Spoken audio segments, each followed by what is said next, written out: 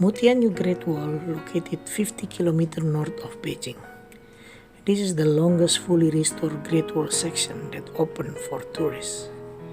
The wall is 7 to 8 meters high and 4 to 5 meters wide.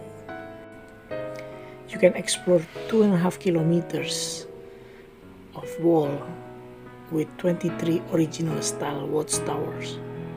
You can choose to take cable car going up and down or just enjoy the hike through 4,000 stairs. The wall was first built by the Northern Qi dynasty in over 1400 years ago.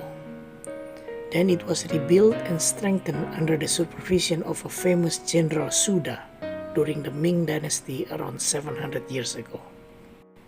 So if you come to Beijing, make sure you don't miss to visit this Mutianyu Great Wall.